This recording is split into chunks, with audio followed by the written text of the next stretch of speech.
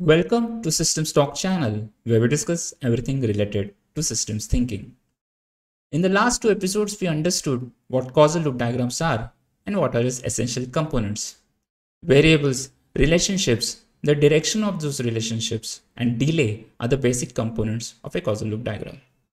In this episode, we are going to look at the feedback loops that are formed in a causal loop diagram. Let us look at what feedback loops are with two stories. Pulkit regularly travels to the office by local train to avoid traffic. The train is usually crowded during office hours. He somehow gets into the train. Few minutes after the journey, he notices that two people have started arguing over something.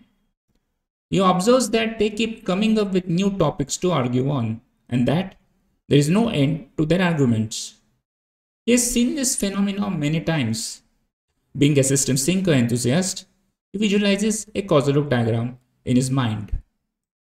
The more the person A argues, the more the person B argues. And the more the person B argues, the more the person A argues. What Pulkit sees here is a reinforcing feedback loop. When the overall effect on a loop is positive, then it is called as a reinforcing feedback loop and it's denoted by the sign R. Arpita used to love her job. Her favorite day was the first week of every month when her salary used to get deposited. In the past, she had changed many jobs for the need to earn more money. The problem was, no matter the amount of salary she used to get, she used to spend it all on shopping and partying. Her friends used to call her a shopaholic because she used to buy things she never needed.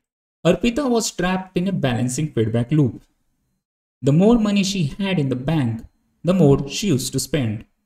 The more she used to spend, the less money she had in the bank. Within a week of her salary deposit, her money in the bank used to get exhausted because of the shopping and partying, and she used to stay in denial as to why such a thing happened. As we can see in the diagram, the link from bank balance to spending are related with a positive sign, and the link from spending to bank balance are related with a negative sign. So the overall effect of the loop is negative.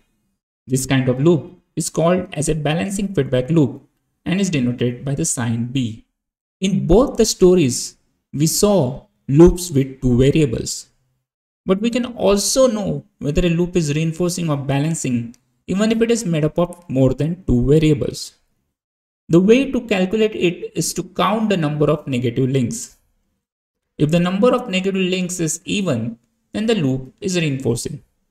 If the number of negative links is odd, then the loop is balancing. On the left hand side, we can see three links between three variables. Since the number of negative links is 2, this is a reinforcing feedback loop.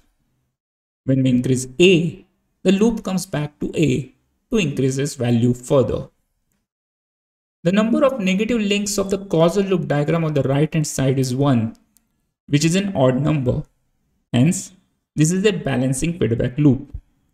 When we increase A, the loop comes back to A to decrease its value. To summarize, feedback loops can be either reinforcing or balancing. If there are an even number of links in a feedback loop, then it is a reinforcing feedback loop. If there are an odd number of links in a feedback loop, then it is a balancing feedback loop. Knowing what kind of loop exists can help us to understand the system better. When you draw a causal loop diagram, make sure to identify all the reinforcing and balancing feedback loops. Thank you.